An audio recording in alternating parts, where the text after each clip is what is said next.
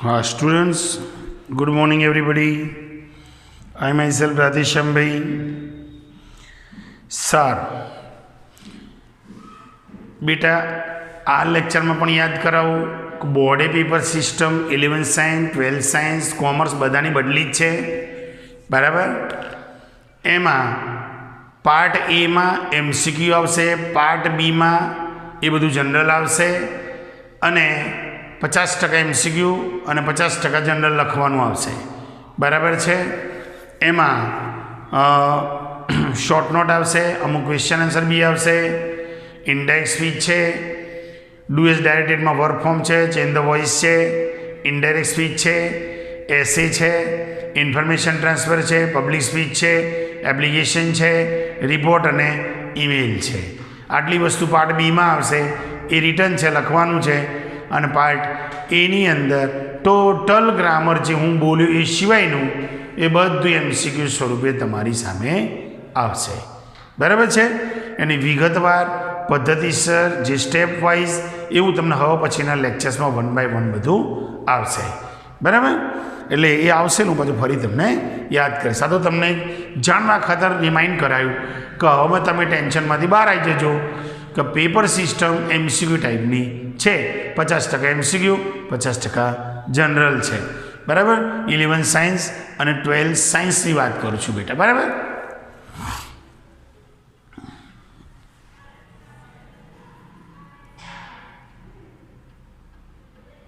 અને બીજું એ ખાસ આપણે એ ધ્યાનમાં રાખીને ચાલવાનું કે ગમે તે રીતે આપણને પૂછે, આપણી તૈયારી અગત્યની છે. આપણે ચલાવ્યું છે એ ટાઈપનું કે ગમે તે રીતે પૂછે આપણને આવડવું જોઈએ. એ એમસીક્યુ ટાઈપ પૂછે કે જનરલ પૂછે, પણ હવે આપણે ફિક્સ થઈ ગયું કે ભાઈ એમસીક્યુ ટાઈપ કન્ટેન્ટ આવવાનું છે બરાબર. તો આપણે એના વિશેનું જ વિચારવાનું, એના વિશેની ડિટેલ એ તો તમને ધીમે ધીમે હું લેક્ચર્સમાં સમજાવતો જઈશ બરાબર છે. કારણ કે હવે નક્કી થઈ ગયેલું આપણે એ પ્રમાણે જવાનું રહેશે. સારું, તો અહીંયા આજે જે આપણો મુદ્દો જે હાલ ચાલી રહ્યો છે ડુએસ ડાયરેક્ટેડ અને રિવિઝન સ્વરૂપે આપણે ચેન્જ ધ વોઇસમાં હાલમાં રનિંગ છીએ. અને આજે આપણે સ્ટેપ વાઇઝમાં એક મિક્સ સેન્ટેન્સ આપણે જોવાના છે કે જેમાં નાના મોટા ચેન્જીસ જોવા મળશે. કઈ રીતનું છે, શું છે એ હું તમને અહીંયા એક્ઝામ્પલ લખી પછી તમને સમજાવું. એક્ઝામ્પલ નંબર 1માં when I reached there, when I reached there,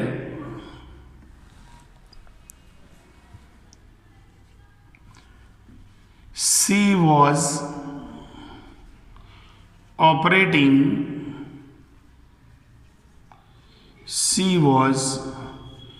operating computers.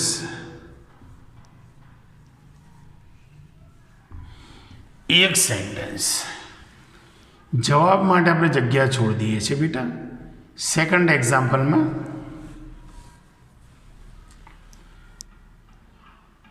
when I phoned him, ધ્યાન રાખજો બંને વાક્ય હું વેનવાળા લખું છું પણ બંનેમાં થોડોક ફેર છે બેટા. શું ફેર છે તો હું જ્યારે આન્સર લખાવું ત્યારે તમને કહી દઉં કે આપણો ફેર શું આવે છે. I phoned him, when I phoned him he was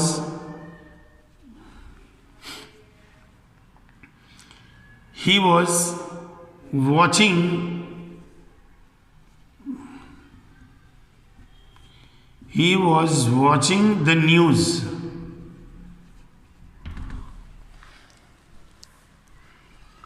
answer માટે આપણે જગ્યા છોડી દઈએ. થર્ડ નંબરમાં while I am doing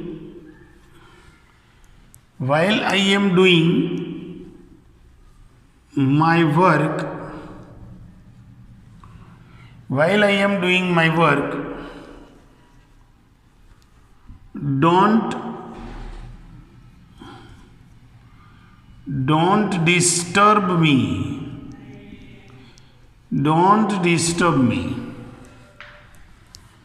fourth sentence में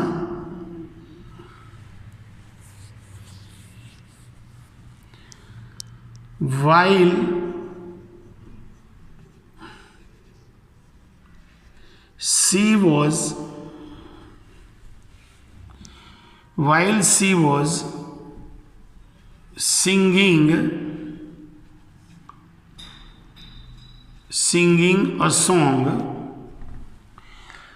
she was singing a song, I was making a noise. Answer માટે જગ્યા છોડ દઈએ બેટા.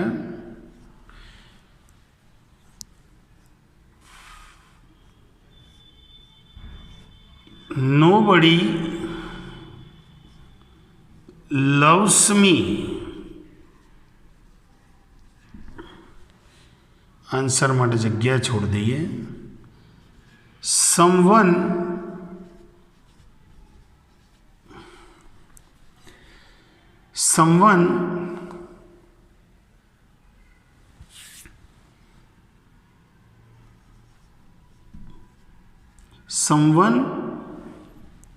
एक मिनट बेटा.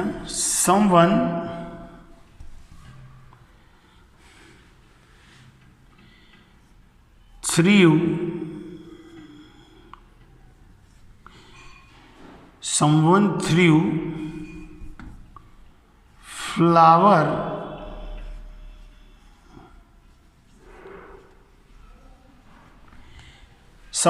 flower at me. એના પછી જઈએ. If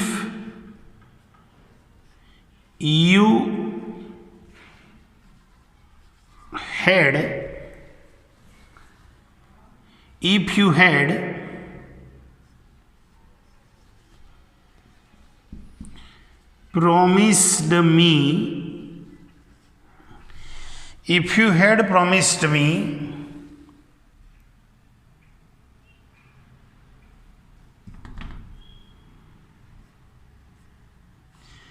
तो I would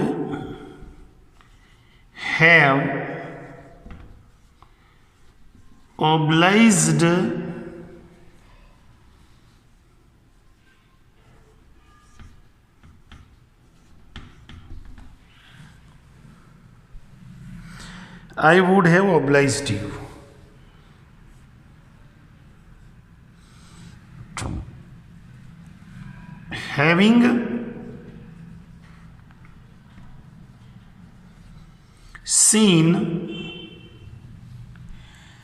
Having seen my teacher, I said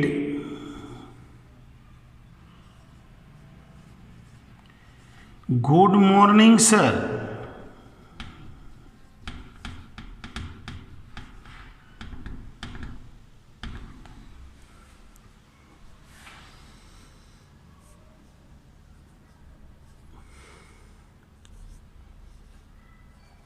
આગળ જઈએ. Change the voice.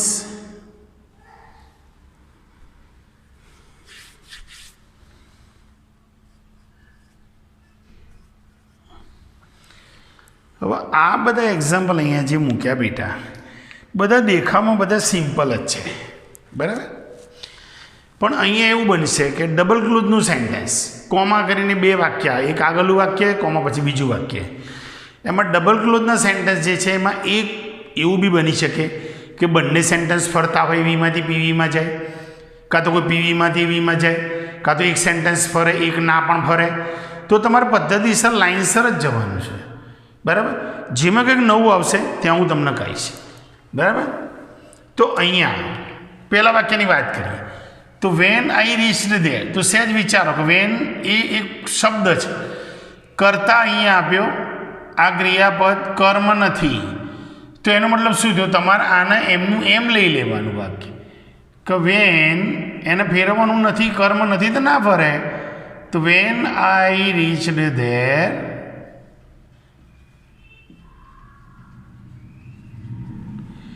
Van I reached there. પછી આગળ જઈએ કે ભાઈ સાહેબ સી કરતા વોઝ ઓપરેટિંગ ક્રિયાપદ, કમ્પ્યુટર એ કર્મ, તો કમ્પ્યુટર આગળ આવશે. આમાં એક જ ભાગ ફરે છે તો એક ફેરવો, એમાં શું છે?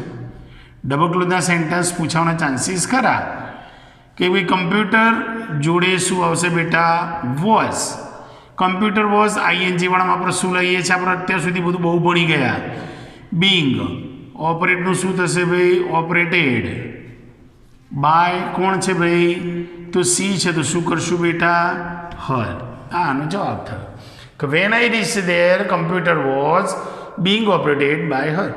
વાક્ય લાંબુ છે પણ એક ભાગ નથી ફરતો તો એમને નીચે લખી દેવાનું. પેલો ફરે છે તો ફેરવો, બંને ફરતા બંને ફેરવો. હવે અહીંયા જો વેન આઈ ફાઉન્ડ હિમ, તો બધું ફરશે. તો જો વેનનું વેન આવવાનું છે નીચે, પછી આ કરતા છે, આ ક્રિયાપદ છે, કર્મ છે. હિમ અહીંયા શું થાય? ના બેટા હી. ક્રિયાપદ ફોન્ડ છે તો ભૂતકાળનું ક્રિયાપદ શું થાય? Was were past participle. તો when he was phoned by, આઈનું શું કરવાનું ભાઈ? Me, comma. He was watching the news, તો હી કરતા વોઝ વોચિંગ ક્રિયાપદ, ધ ન્યૂઝ કર્મ, તો બધું ફરે છે તો ફેરવી દો ભાઈ. ધ ન્યૂઝ આગળ આવી જશે કે ધ ન્યૂઝ. ન્યૂઝ જોડે વોઝ આવે કે વરે ખબર પડવી જોઈએ? વોઝ આવે. ધ ન્યૂઝ વોઝ આઈએનજી વાળામાં શું આવે ભાઈ? બિંગ. વોચનું શું થશે ભાઈ? કે સાહેબ વોચડ. પછી આવશે બાય, હીનું શું થશે ભાઈ? તો હિમ. એ જ વાક્યો છે આપણે પહેલાં ભણી ગયા, જોઈ ગયા, એ જ છે. પણ એ સિંગલ ક્લોઝ હતા, ડબલ છે. ડબલમાં કાં તો એક ફરે કાં તો બે ફરે, બરાબર. કોઈ એવીમાં હોય કોઈ પીવીમાં હોય, જે ફરે ને ફેરવો. નથી પડતું નીચે ઉતાર દો. હવે અહીંયા વાઇલવાળામાં જઈએ તો વાઇલ, તો આઈ કરતા આ ક્રિયાપદ, આ કર્મ, આ ફરે છે તો માય વર્ક આગળ આવશે. While my work. હવે અહીંયા એમ ડુઈંગ છે તો વર્ક જોડે શું આવશે બેટા? ઇઝ આવશે. આઈએનજી વાળામાં બિંગ આવે. ડુનું થર્ડ ફોર્મ થશે ડન, નિયમ પ્રમાણે બાય. આઈનું થશે me, comma. While my work is being done by me, don't disturb me. એમાં કશું નથી તો આપણે નીચે ઉતાર દો એમનું એમ. જેમાં કરતા ક્રિયાપદ કર્મ નથી એને આપણે નથી ફેરવી શકતા તો એમનું એમ નીચે આવે. While she was singing a song I was making a noise. આપણે પહેલા વાક્યની વાત કરીએ તો વાઇલનું તો વાઇલ નીચે આવશે. પછી આ કરતા છે, આ ક્રિયાપદ છે, આ કર્મ છે તો અ સોંગ અહીંયા આવશે.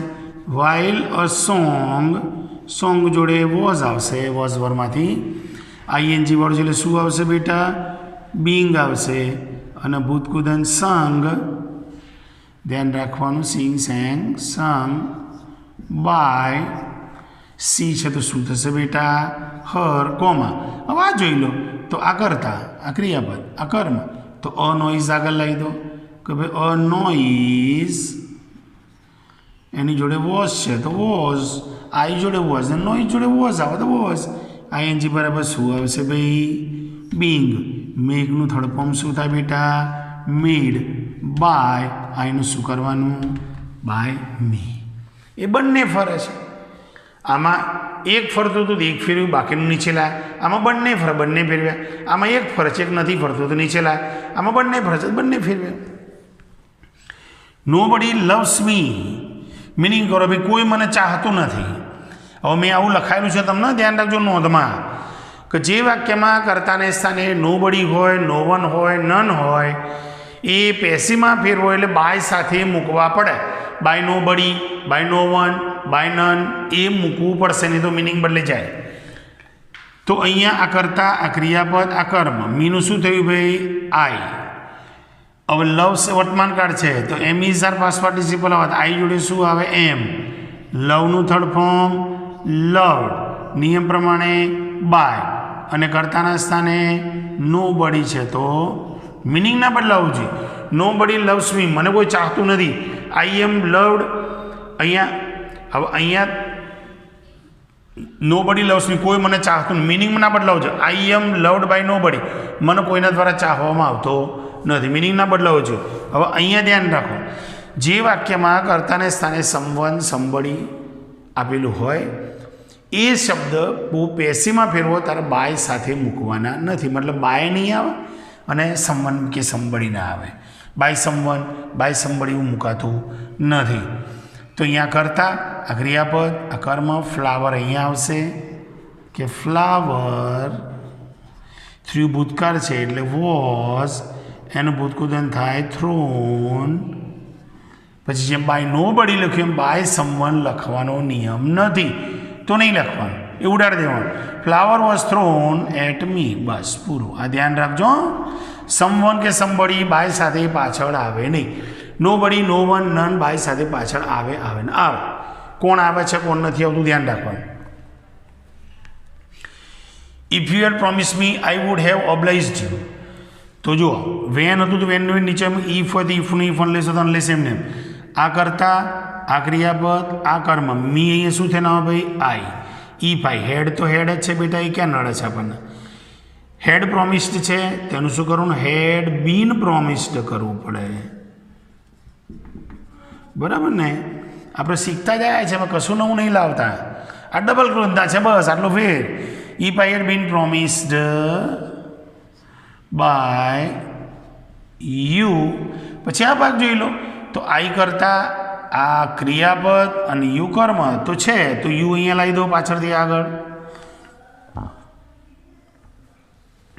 કે યુ. વુડનું વુડ રહેશે, હેવનું હેવ રહેશે. હવે હેવ આવેલે બધા પેસીમાં શું લઈએ છીએ આપણે, બીન લાવીએ છીએ. વુડ હેવ બીન ઓબ્લાઇઝડ બાય આઈ છે તો શું કરશું ભાઈ મી. તો બંને ક્લોઝ પડતા હતા તો બંને ફેરવવા પડે, એમાં શું છે. હવે હેવિંગવાળા વાક્યમાં ધ્યાન રાખવાનું કે હેવિંગવાળું વાક્ય નથી ને તમને પેસેજમાં આપેલું હોય તો જે હેવિંગવાળા ભાગમાં કોમા કરીને બીજો ભાગ ભૂતકાળમાં આપેલો હશે તો ફક્ત હેવિંગવાળો ક્લોઝ જ પડે, બીજો ભાગ ફરતો હોય તો બી ફેરવવાનો નથી. ટૂંકમાં હેવિંગવાળો ક્લોઝ જ ફેરવવાનો, બીજો ક્લોઝ તમારે ફેરવવાનો નથી, એમનું એમ નીચે લાવવાનું છે. આ મગજમાં રાખજો પાછા. તો અહીંયા માય ટીચર આગળ આવશે કે ભાઈ my teacher having, my teacher having